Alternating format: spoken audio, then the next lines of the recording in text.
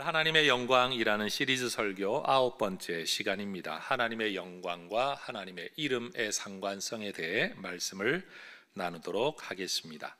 히브리어에서 이름을 뜻하는 단어는 쉔이라는 단어라고 합니다. 그런데 어떤 사람이나 사물이 마땅히 있어야 할 자리를 나타내는 거기라는 단어가 샴이라는 단어라고 합니다. 그러니까 쉔이라는 이름, 거기라고 하는 샴이라는 단어 둘 다 어근이 같다라는 거죠. 그래서 유대인들은 이것을 두고 이렇게 해석한다고 합니다. 사람이나 사물이 그 이름에 맞는 위치, 곧 거기에 있을 때 비로소 그 존재가 이름값을 하게 되는 것이다 라고 말입니다. 자, 한번 따라해 보십시다. 이름에 맞는 자리에서 이름값을 하면서 살아갑시다. 여러분, 우리 부모님들이 우리에게 좋은 이름 지어준 건 그렇게 되라는 기대를 담아 지어준 이름일 텐데 그 이름처럼 살아가시게 되기를 축복합니다. 여러분, 이름은 사람이나 장소 또는 사물의 본질적인 특성을 나타냅니다. 성경에서는 어떤 사람에게 새로운 지위가 주어지거나 또는 그의 삶에 급격한 전인격적 변화가 일어날 때 그 새로운 존재의 특성에 부합하는 새 이름을 하나님이 주실 때가 많습니다. 아브라함도 그렇고 이스라엘이라는 이름도 그러하고 바울이라는 이름도 전부 다 태어날 때 받은 이름이 아니라 훗날 하나님께서 새로 지어주신 이름입니다. 이름이 그 존재의 본질이나 특성을 반영한다라는 이러한 개념 때문에, 그리고 이름과 인격이 떼어놓을 수 없다는 이유 때문에, 그래서 성경을 풀어가는 모든 설교자들은 이름에 대한 해석을 중요하게 언급할 수밖에 없습니다. 왜냐하면 성경 전체를 볼 때 단순히 기대가 담긴 이름이 아니라 그 이름과 그의 삶이 깊이 연결되어 있다는 것이 성경 전체를 꿰뚫고 흐르는 원리이기 때문입니다. 그런데 인간의 이름이나 지명 또는 피조물의 이름에만 이 존재론적이고 본질적인 특성이 반영된 것은 아닙니다. 성경에 나타난 하나님의 이름 역시 다양한 사건 속에서 다양한 하나님의 모습이 우리에게 드러나 보여졌다라는 점에서 따라하십시다. 하나님의 이름은 하나님의 계시입니다. 하나님의 이름은 하나님이 어떤 분인가를 우리에게 알려주는 계시의 방법이다라는 겁니다. 물론 하나님의 특정 이름 하나가 하나님의 모든 모습을 다 설명할 수는 없습니다. 성경이 언급하는 모든 하나님의 이름을 다 합한다 해도 우리가 하나님을 다 안다라고 말할 수는 없습니다. 그렇지만 우리가 어떤 사건 속에서 또는 성경 기록 속에서 하나님의 이름이 주어진 전후 사정을 깊이 묵상하다가 보면 우리는 하나님의 존재, 성품, 의지, 능력에 대하여 더 깊이 알 수 있게 됩니다. 하나님의 이름은 하나님의 일하심에 근거해 붙여졌습니다. 후대의 사람들은 이 이름에 근거해 하나님을 이해하고 그 하나님을 찾았습니다. 하나님께서도 이러한 이름의 특성 가운데 오늘 우리를 만나 주기를 원하시는 겁니다. 그러니 여러분, 우리는 지금 하나님께서 자신을 세상 가운데 스스로 나타내시는 일을 하나님의 영광이라고 정의하고 이 주제를 살펴보고 있는 중입니다. 그렇다면 이 하나님의 영광이라는 개념 속에서 바라보면 하나님께서 그 이름을 통해 자신을 나타내시고 알려주고 보여주기를 원하셨다는 점에서 하나님의 이름은 하나님의 계시인 동시에 하나님의 영광이다라고 능히 말할 수가 있다라는 겁니다. 여러분, 조직 신학자들은 하나님의 이름을 세 가지 종류로 구분하여 설명을 합니다. 노미나 퍼스널리아라는 것은 마치 성부 하나님, 성자 하나님, 성령 하나님과 같이 인격적 관계와 존재를 지칭하는 이름입니다. 우리도 때로는 아버지로, 남편으로, 아내로 이렇게 존재하게 되는 것처럼 관계성 속에 불리워지는 어떤 호칭의 이름을 말하는 거죠. 또 노미나 프로프리아라는 이름은 특정한 개체를 지칭하는 고유 명사, 다시 말해 하나님, 예수님, 모세, 바울과 같이 그 사람만 가지는 그 이름을 의미합니다. 세 번째, 노미나 에센셜리아라는 이름은 존재의 본질적 특성이나 속성을 설명하는 것. 다시 말해 예수님이 어떤 분인가, 하나님이 어떤 분인가, 예를 들어 전능하신 하나님, 전지하신 하나님, 사랑 많으신 하나님, 이렇게 하나님이 가진 어떤 특성과 속성을 풀어서 설명할 때 이 이름을 붙이는 경우가 있다라는 겁니다. 저는 오늘 여러분에게 하나님의 이름 13가지를 설명해 나갈 겁니다. 결론에서도 다시 한번 언급하겠지만 오늘 하나님의 이름을 설명하는 이유는 바로 이것입니다. 여러분, 우리는 어떤 하나님을 만났었느냐, 그리고 어떤 하나님을 만나기 원하느냐, 지금 내 형편 속에서 내가 부르는 하나님은 어떤 하나님이냐. 다시 말해 여러분, 그저 하나님 또는 편안하게 주님이라는 말로 우리가 하나님 앞에 기도하지만 성경에는 하나님께서 다양한 모습으로 자신을 나타내셨기 때문에 우리가 그 하나님의 이름을 부르는 것만으로도 어떤 하나님을 기대하고 있는가가 드러날 수 있다라는 점에서 앞으로 우리가 하나님의 이름을 좀 더 다양하고 풍성하게 그리고 간절하게 부를 수 있기를 기대합니다. 몇 가지 말씀 나눈다고요? 13가지입니다. 잘 기억해 보시기를 바랍니다. 첫 번째 이름입니다.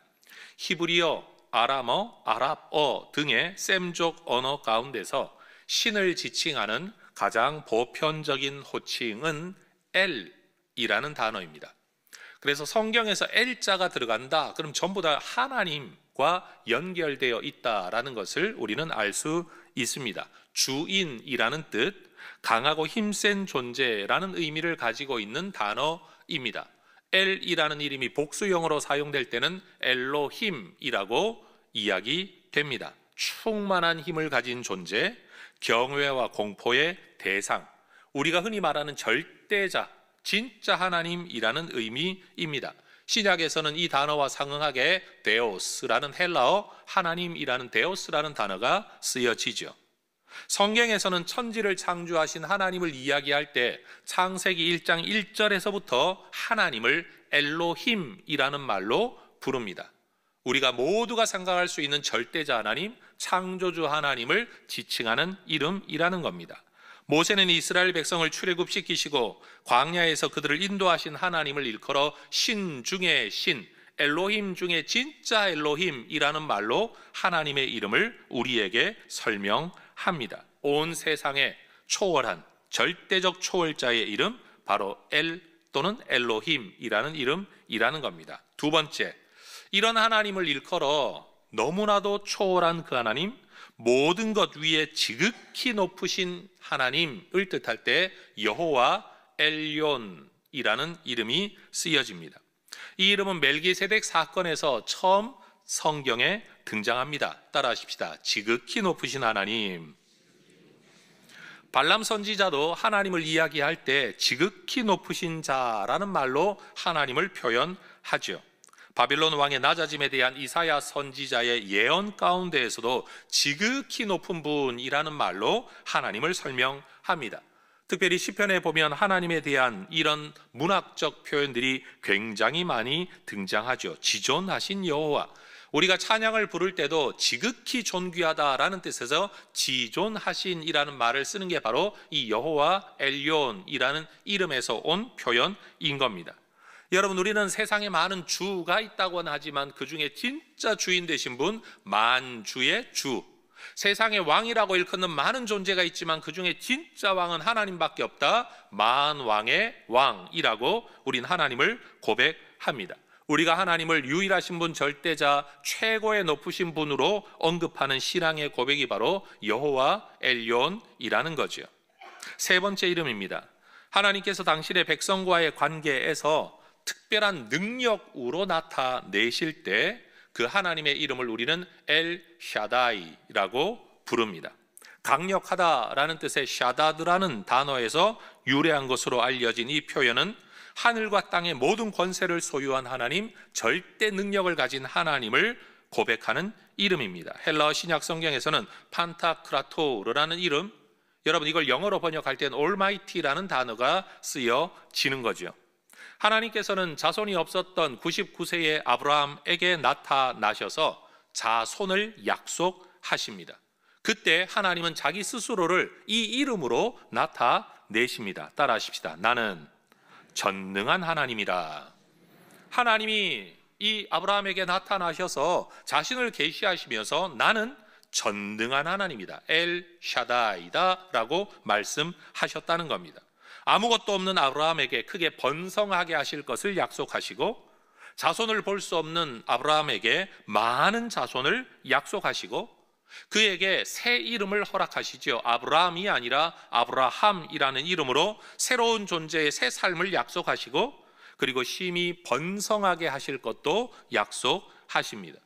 이 모든 일이 아브라함의 능력이나 노력에 의해 이루어지는 게 아니라 하나님께서 그의 삶에 이루시겠다. 그런데 내가 전능한 하나님이기 때문에 이 모든 일을 이룰 수 있다라고 말씀하신 겁니다.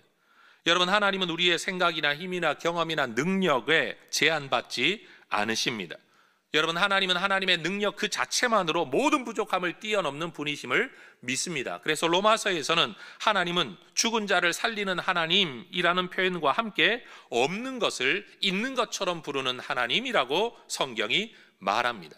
여러분, 우리의 능력의 제한, 우리의 경험의 제한, 우리의 모든 것의 제한 속에 갇혀서 신앙생활하는 게 아니라 우리 이것을 넘어서는 하나님을 믿는, 엘 샤다이 하나님을 믿는 하나님의 자녀인 줄로 믿습니다. 옆에 사람을 그렇게 한번 축복해 볼까요? 아브라함이 아브라함이 된 것처럼 하나님이 당신을 새롭게 하실 겁니다. 아브라함에게 나타나셔서 자신을 계시하시며 그를 세상에 복이 되게 하겠다고 약속하신 이 하나님의 은혜를 기대할 때 우리는 엘 샤다이 하나님의 이름을 부르게 되는 거죠. 전능하신 하나님. 여러분, 우리에게도 그렇게 일하고 역사하실 줄로 믿습니다. 여러분, 몇 개의 문장 하나님 앞에 소망을 가지고 한번 따라해 보시기 바랍니다. 나는 하나님 안에서 새 삶을 살게 될 것입니다. 나는 하나님 안에서 새 존재가 될 것입니다.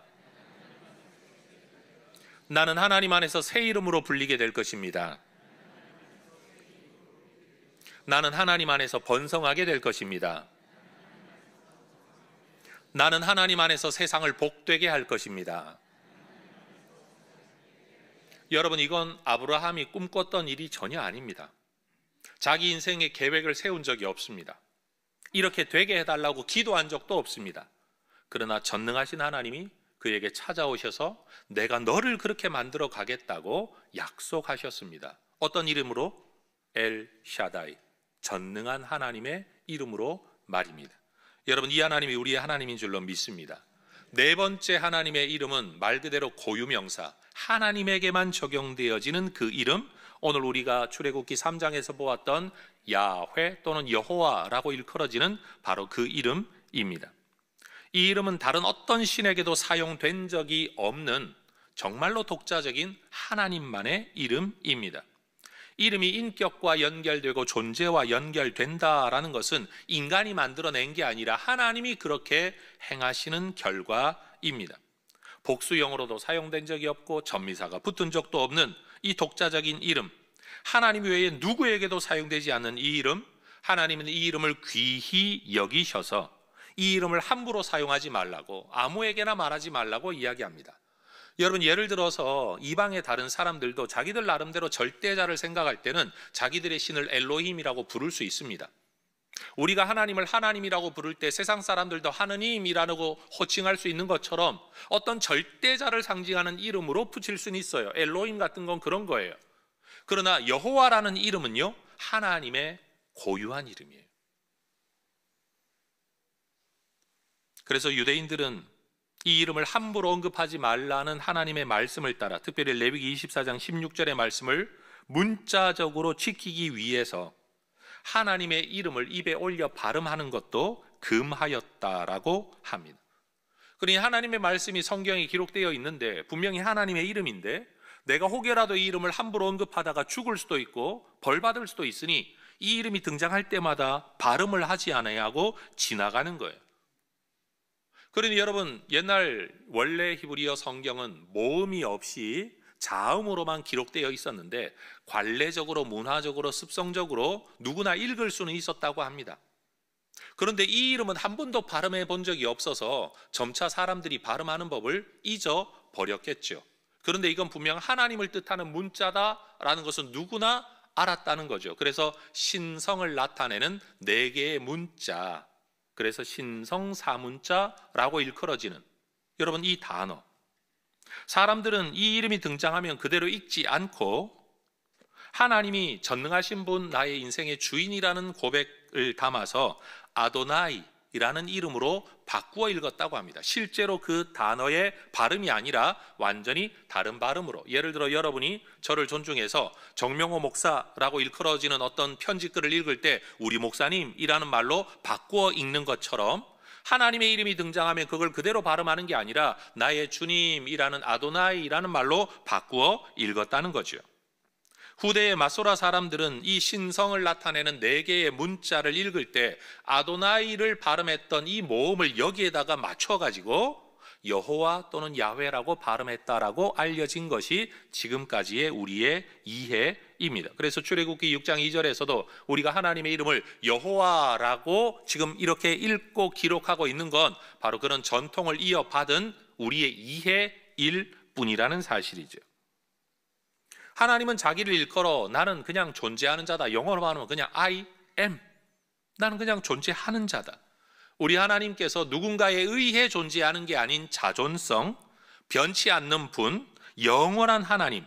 그래서 하나님께서는 이 하나님의 사람들에게 나타나실 때마다 이 이름을 특별히 계시하실 때에도 나는 너의 조상들의 하나님이다. 아브라함의 하나님이고 이삭의 하나님이고 야곱의 하나님인데 지금 너에게 나타난 너의 하나님이고 너의 후손들에게도 내가 나타날 하나님이다. 그래서 하나님에게는 과거와 현재와 미래가 있는 게 아니라 영원히 현재 가운데 거하시는 하나님이 되신다는 거예요. 그래서 사람은 변하지만 여러분 영원토록 현재 가운데 거하신 하나님은 변치 않으시는 거죠. 사람은 잊어먹을 수 있지만 하나님은 잊어먹을 수가 없는 겁니다. 사람은 여러분 마음이 변할 수 있는데 하나님은 영원토록 현재이시기 때문에 그 마음이 변치 않으십니다. 그래서 하나님의 이름 여호와라는 이 이름 속에는 하나님이 불변하시다라는 의미와 함께 하나님은 언약에 불변하신 하나님, 성품도 불변하신 하나님이라는 의미가 담겨 있게 되는 겁니다. 그리스도이신 하나님께서 이 땅에 오셔서 스스로를 일컬어, 여러분 얼마 전에 설교 시리즈 했던 거 기억하시나요? 에고 에이미, 나는 무엇이다. I am. 여러분 예수님께서 이 어법과 이 표현으로 자기를 설명하신 것은 그 자체가 이미 여호와라는 이름을 차용해서 자기를 말씀하셨다는 점에서 여러분 예수님의 이름 자체가 곧 예수님의 자기 계시였습니다. 하나님의 아들로서 곧 하나님과 방불한 자로서 이 땅에 오신 분으로 자기를 나타내신 거죠. 따라하십시다. I am. 그냥 그게 하나님의 이름이었고 예수님도 I am 이라고 자기를 표현하신 거예요. 여러분 누군가의 말투를 보면 그 사람의 품격을 알 수 있죠. 예수님은 이미 그 사용하는 이름과 어법 속에서 자신이 하나님의 아들이심을 우리에게 계시하셨습니다. 그래서 예수님의 이름, 여러분 그 속에 여호와라는 이름이 이미 담겨 있다라는 겁니다. 다섯 번째 이름입니다. 여러분 만군의 여호와라는 이름이 있습니다. 여호와 체바오트라는 이름입니다. 성경에 285회나 등장할 만큼 자주 사용되는 이름이라고 하는데 만군이라는 말 자체가 모든 군대를 의미하는 거죠. 모든 군대를 통솔하는, 모든 힘을 다스리는 주님, 곧 주관자, 주권자, 주인, 통치자, 위엄과 영광으로 충만한 왕이신 하나님에 대한 이름이에요. 여러분 우리가 하나님을 만군의 여호와라고 표현할 때는 절대 권세가 하나님께 있다라는 말입니다. 여러분 스스로 존재하시는 하나님 여호와 하나님이시죠. 여러분 전능한 하나님 엘샤다이 하나님입니다. 모든 권세를 가진 하나님이 누구냐? 바로 여호와 체바오트라는 이름이라는 겁니다. 그러니 하나님의 이름마다 하나님의 어떤 모습을 우리에게 계속 더 강력하게 부각시켜주고 있는 거죠. 여섯 번째 이름, 우리가 잘 알고 있는 여호와 이레입니다. 여호와께서 예비하신다라는 뜻이죠. 아브라함이 하나님의 명령을 따라 믿음으로 그 외아들 이삭을 바치려고 했을 때 하나님께서 되었다 말씀하시며 예비하신 숫 양으로 대신 제사를 드리게 하셨습니다. 하나님께 순종하는 그 길에서 하나님께서 예비하신 뭔가를 바라보았던 이 사건을 근거해 여호와를 이레, 미리 준비하시고 예비하시는 하나님이라고 고백하게 된 겁니다. 여러분 이삭을 대신해 순양을 예비하셨던 하나님은 우리를 위해 하늘의 순양 되신 예수님을 미리 예비하신 여호와 이레의 하나님이신 줄로 믿습니다. 여러분, 우리가 이 이름을 기대하는 건 뭐냐? 하나님, 지금은 보이지 않습니다. 왜 내게 이런 일을 맡기십니까? 답답한 상황이죠. 그러나 하나님에 대한 믿음을 가지고 내가 죽이더라도 이 아들을 부활시키실 하나님에 대한 신뢰를 가지고 그 순종의 길을 걸어갔더니 그 자리에서 예비하신 하나님의 은혜를 경험하게 되는 겁니다. 여러분, 앞날이 깜깜하고 막막할 때 이 여호와 이레의 하나님의 이름을 부르시기를 축복합니다. 미리 알려주고 순종하라고 그러면 얼마나 좋겠어요? 근데 하나님은 그렇게 하지 않으시죠? 여러분, 순종하는 길에서만 보게 되는 하나님의 예비하심과 준비하심이 우리에게도 있을 줄로 믿습니다.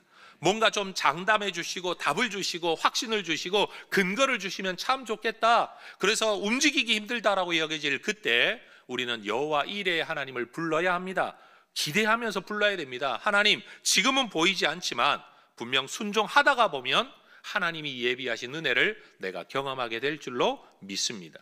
여러분, 이 하나님의 이름을 부르며 답답한 오늘을 살아나가야 될 줄로 믿습니다. 7번째 이름, 너희를 치료하는 여호와라는 뜻의 여호와 로페카라는 이름입니다.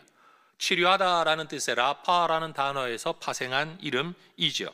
하나님께서 직접 말씀하십니다. 나는 너희를 치료하는 여호와이다. 여러분, 하나님은 우리의 삶을 고치시는 하나님이십니다. 육체를 고칠 뿐만 아니라 우리의 깨어진 관계성을 고치고 우리의 정서적인 아픔도 고치는 하나님이신 줄로 믿습니다. 여러분, 하나님께서는요, 먹을 수 없는 물을 고쳐 먹을 수 있는 물로 만드시는 하나님이세요. 여러분, 쓸모없는 사람을 쓸모있는 사람으로 고치시는 분이 하나님이신 줄로 믿습니다. 깨어져 상처받는 삶을 행복한 삶으로 고치시는 하나님이 여러분 여호와 로페카, 치료하시는 하나님이신 줄로 믿습니다. 그러니 뭔가가 어그러졌다, 깨어졌다, 하나님의 은혜, 하나님의 생명력이 부재한 상태, 하나님의 샬롬이 없는 상태 안에 우리가 불러야 할 이름이 뭐냐? 바로 여호와 로페카, 라파의 하나님의 이름을 우리가 불러야 된다라는 겁니다. 여러분, 치유하시고 회복시키시는 하나님을 소원할 때마다 이 하나님의 이름 부르시기를 주의 이름으로 축복합니다. 8번째 이름은 여호와는 나의 깃발이라는 의미를 가지고 있는 여호와 니시입니다. 모세가 아말렉 군대와 싸워 승리한 이후에 제단을 쌓고 그 제단을 여호와 니시라고 이름을 붙인 겁니다. 여러분, 사실 하나님이 나의 깃발, 이 깃발이라는 단어는 배너죠. 여러분, 깃발이라는 건 누군가를 모이게 만드는 표식입니다. 그리고 어디로 가야 될지를 알려주는 표식이 깃발입니다. 이스라엘 백성들이 광야의 삶을 살 때 불, 구름, 기둥이 그들을 이끌어 갔는데 여러분, 수십만 명이 움직이는데 사람 손으로 드는 깃발이 눈에 보이기나 하겠습니까? 그래서 하나님께서 직접 세우신 깃발이 불, 구름, 기둥입니다. 그곳에 있는 곳에 머무르고 움직일 때 움직이고 가는 곳으로 따라갈 때 여러분, 거기에서 그들은 약속의 땅으로 들어갈 수 있었고 거기에서 안전을 얻을 수 있었고 전쟁에서 승리할 수 있었습니다. 그러니 여러분, 우리의 삶에서도 여러분, 우리가 하나님을 찬양하기 위해서 여호와 니시를 외치기도 하지만 하나님, 우리가 가야 할 길이 어디입니까? 머물러야 할 곳이 어디입니까? 이럴 때 우리는 여호와 니시의 이름을 불러야 합니다. 하나님, 내가 머무를 그 자리가 어디입니까? 어디로 가야 됩니까? 누구와 싸워야 됩니까? 그리고 그 싸움의 끝에 우리를 승리케 하시는 분은 하나님이시다. 여러분, 이 고백을 담고 있는 이름이 바로 여호와 니시인 겁니다. 9번째 이름입니다. 여호와 메카디 시켐이라는 이름이 있습니다. 너희를 거룩하게 하는 여호와라는 뜻입니다. 카도시라는 단어에서 파생한 이름입니다. 여러분, 우리를 구별하셔서 거룩하게 하시는 하나님.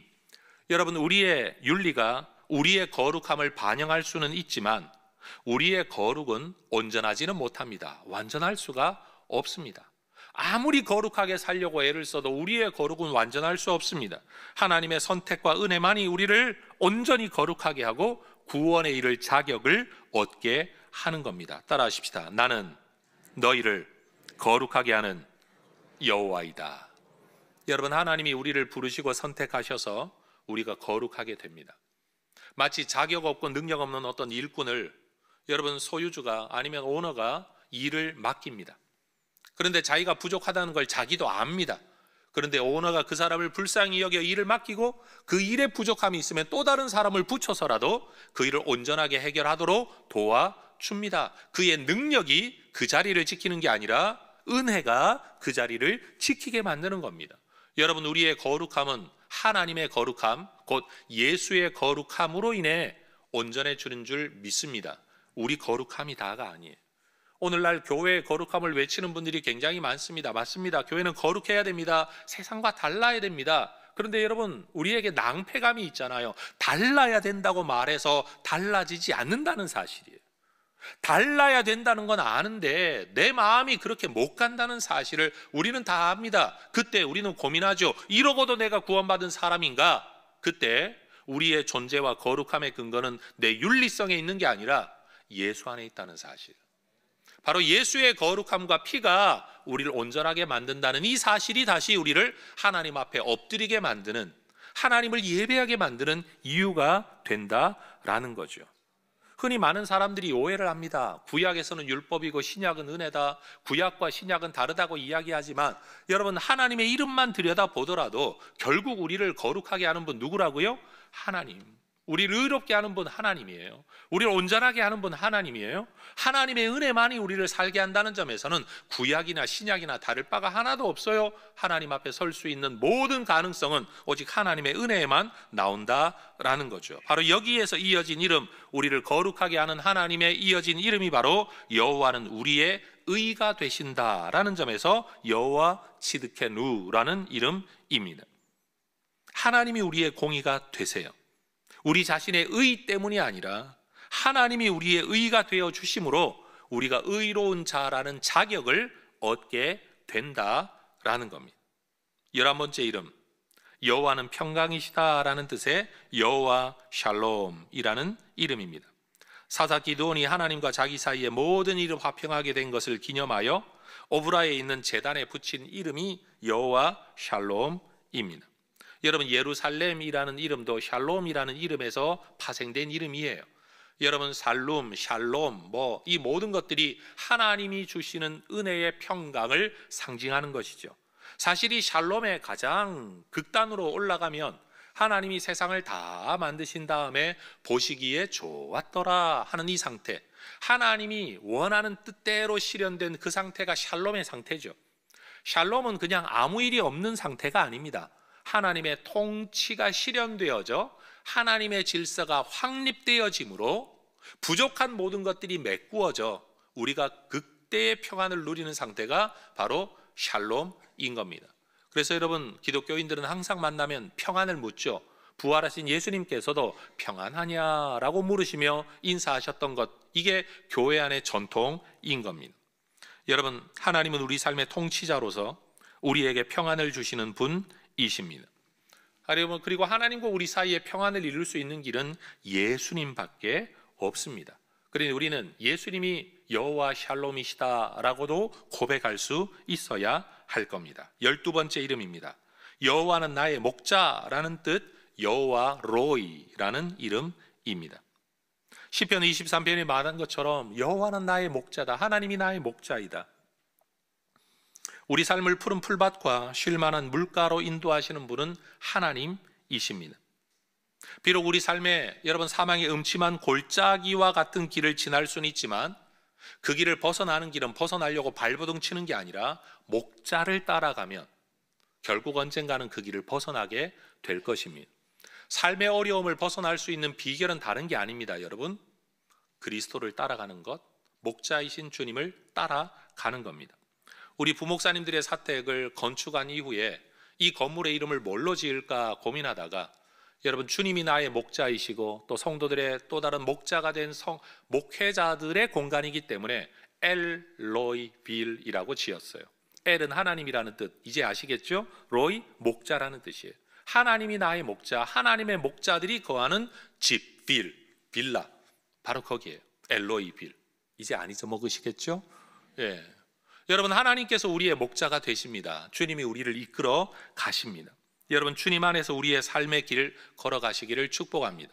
오늘 아침에도 설교 묵상하며 이 준비하면서 여러분 교회로 나오는 길에 그런 생각이 들더라고요. 세상 모든 사람들이 다 하나님의 뜻을 묻고 하나님의 뜻이 맞냐 아니냐 라는 것을 이야기하고, 때로는 하나님의 뜻을 이야기하는 목사들끼리도 의견 차이가 있어서 서로 극단의 반대를 하고, 나라도 지금 그렇게 쪼개져 있는 상황 아닙니까? 우리는 이렇게 질문해요. 하나님의 뜻이냐 아니냐? 그건 아무도 알 수가 없어요. 우리에게 정말로 중요한 건 뭐냐? 내가 지금 하나님 안에 있냐라는 거죠. 내가 하나님 안에 있으면 때때로 내가 하나님의 뜻이 아닌 것들을 실행한다고 할지라도 용서받게 될 겁니다. 하나님이 우리를 이끌어 가시게 될 겁니다. 여러분, 주님 안에 있음이 여러분 주님의 뜻보다 훨씬 더 중요하다는 사실을 기억하시기를 축복합니다. 주님 안에 머무는 것, 주님을 따라가는 것, 주님을 목자 삼는 것, 그 목자에게 순종하며 오늘을 걸어가는 것, 내 삶의 길이 오늘 사망의 음침한 골짜기 같을지라도 여기를 벗어나려고 자기 길을 찾는 게 아니라 하나님의 뜻이 뭡니까? 물을 게 아니라 오늘 내 걸음에 함께 하시는, 앞서가시는, 깃발이 되시는 그 주님을 따라 걸어가는 것, 그것이 이 길을 벗어나는 가장 빠른 길이고 하나님이 내게 원하는 진짜 하나님의 뜻인 줄로 믿습니다. 자, 13번째 이름입니다. 여호와께서 거기에 계신다 라는 뜻에서 The Lord is there, 하나님이 거기 계신다 라는 뜻에서 여호와 삼마라는 이름입니다. 에스겔의 이상 중에 언급된 하늘 예루살렘에 붙여진 이름이죠. 그렇죠, 하나님은 거기에 계십니다. 그런데 여러분, 하나님이 거기에만 계신 게 아니라 하나님이 에스겔에게 왜 이런 환상을 주셨는가 하면, 비록 하나님의 택한 백성들이 범죄하여 남의 나라 포로로 끌려간다고 할지라도 하나님 너희들 버리지 않고 거기에 계실 거야. 우리가 있는 그곳에 우리 하나님이 계신다. 여호와 삼마. 지금 여러분이 굉장히 괴로워하며 이걸 떠나야 되나 버려야 되나 라고 고민하고 있는 그 자리에도 여호와 삼마, 하나님이 그 자리에 계신 줄 믿습니다. 우리에게 이 이름이 있어야 됩니다. 여기에는 하나님이 있고 저기에는 하나님이 없고가 아니라 하나님이 백성이 있는 그 자리에 하나님은 언제나 함께 하신다. 그런 면에서 여호와 삼마라는 표현 자체는 구약의 에스겔서에 등장하는데 사실은 신약적 이름 아닙니까? 임마누엘 이름이에요. 하나님이 우리와 함께 하신다. 여러분, 주님은 언제나 우리와 함께 하시는 하나님, 우리가 있는 그곳에 계시는 그 하나님이신 줄로 믿습니다. 여러분, 하나님의 이름은 인간이 연구하거나 통찰하여 만들어낸 것이 아닙니다. 하나님과의 관계성의 사건 속에서 하나님이 직접 계시하시거나 믿음의 고백을 담아 하나님이 이런 분이로구나 라고 고백해서 붙여진 이름들입니다. 그래서 하나님의 이름은 항상 하나님의 백성을 위한 구원 사역과 연결되어 있습니다. 하나님의 백성, 하나님, 이 관계성 속에서 항상 이름이 등장한다라는 겁니다. 인간 이성으로 이해하거나 파악할 수 없는 하나님께서 인간 세상 안에 있었던 어떤 사건을 통해, 그리고 그 상황에서 특별한 이름으로 자신을 표현하고 나타내시고 계신 겁니다. 이 모든 하나님의 이름이 하나님의 존재, 성품, 의지, 능력을 묘사하고 있다는 점에서 다시 말하지만 하나님의 이름은 하나님의 자기 계시이며 하나님의 영광입니다. 성경에 기록된 모든 하나님의 이름이 하나님의 존재, 성품, 의지, 능력을 반영하고 있습니다. 그래서 우리가 하나님의 이름을 부른다라는 것은 그 자체가 하나님과의 관계를 맺는 겁니다. 하나님의 이름을 부르는 것이 믿음의 고백입니다. 하나님의 이름을 부르는 것만으로도 기도가 될 줄로 믿습니다. 여러분, 우리가 병원에 가서 의사 선생님 하고 간절히 외치면 여러분 뒤에 말이 없어도 의사 선생님들은 다 알아듣습니다. 지금 위급한 상황이구나, 치료가 필요하구나, 처방이 필요하구나. 그 이름에 이미 우리가 뭘 기대하는지가 다 담겨 있다는 겁니다.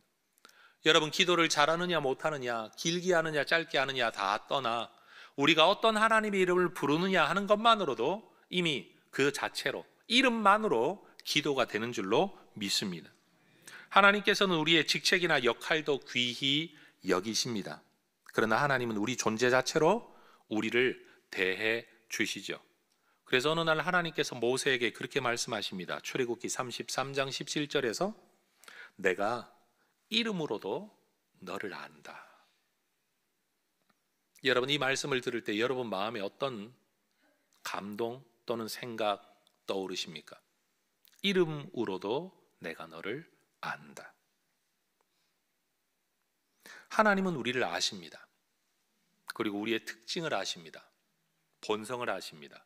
상황과 처지를 아십니다. 소원과 답답함을 우리 하나님은 다 알아주십니다. 여러분, 미국에서 생활할 때 어려운 교회 상황 속에서 너무 마음이 힘든데 하나님 앞에 정말 전심으로 예배하고 싶은데 제가 섬기고 있었던 교회는 너무 큰 분란 중에 있어서 이 예배당에서 내가 설교나 뭔가를 해야만 되는 어떤 예배의 순서를 주체적으로 감당해야만 어떤 역할이 아니라 진짜 완전한 예배자로 하나님을 찾고 싶을 때가 있어서 가까이 지냈던 청년 몇 명을 데리고 윌로우 크릭이라는 교회로 예배를 드리러 한번 간 적이 있었습니다. 뭐 남의 나라 언어로 드리는 예배에 뭐 얼마나 제가 감동이 있었겠습니까마는 여러분, 찬양팀이 찬양을 부르는 중에 내 이름 아시죠?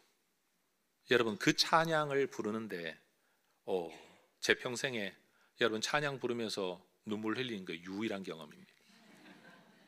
제가 눈물 없는 거 여러분 잘 아시잖아요. 근데 하나님께서 내가 네 처지를 안다, 네 형편을 안다. 다시 말해, 많은 목사 중에 한 사람 목사, 많은 군중 중에 어느 사람 한 명쯤 있는 것, 이 정도가 아니라 내가 너 지금 네 상태, 네 마음, 네 처지, 네 기도, 네 답답함, 네 어려움 다 안다. 여러분, 내 이름 아시죠? 라는 그 고백 속에 얼마나 큰 감동으로 다가왔는지 모릅니다. 바로 이 출애굽기 33장 17절이 저한테는 그렇게 늘 읽어지는 말씀 중에 하나입니다. 이름으로도 내가 너를 안다.